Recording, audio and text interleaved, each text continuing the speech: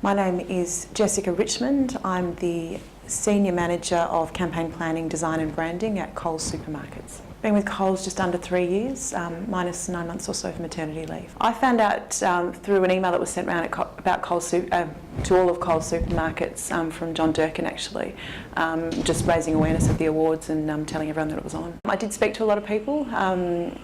And most of those people I spoke to was actually after I got into the final, so I did a lot of my research independently and put together my essay independently. But then once I knew I was in the finals and had to face the panel, I did actually go out to a lot of different people within the organisation and speak to a lot of people from IT to merchandise to digital, just to get their insights into how they saw the future looking in shopper marketing. I was a little bit nervous beforehand, but I think once you get into it, then hopefully all the preparation and stuff sort of kicks in and you just get through it. Mass media will always have a place. I mean, TV continues to represent 60% of national marketing spend, or national media spend.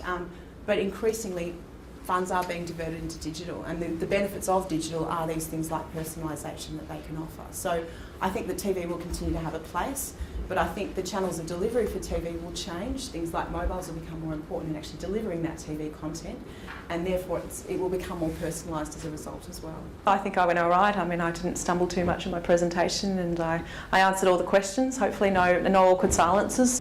So today, if you've got, for every $100 you spend on marketing, just give me your view on, and we'll use a supermarket or a department store, a discount department store as an example.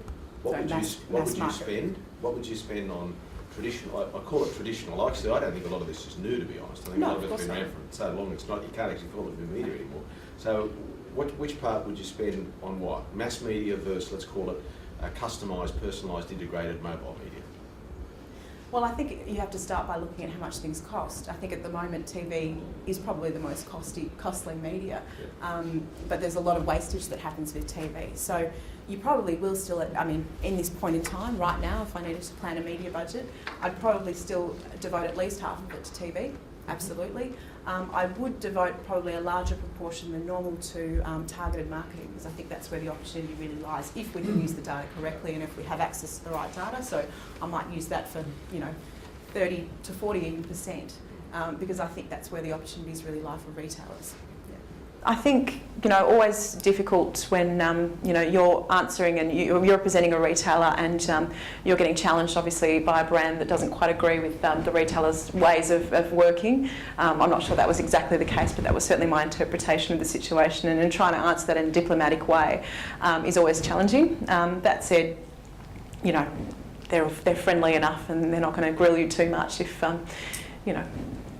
you can't get to finish the question the way you want it. It's been a really interesting experience, and certainly for me, returning from maternity leave and really getting my head back into gear for work is really the intention of why I did it, and I'm glad I did, because I certainly learnt a lot and managed to connect with a lot of people, not only within my organisation but outside of it, in researching the topic as well.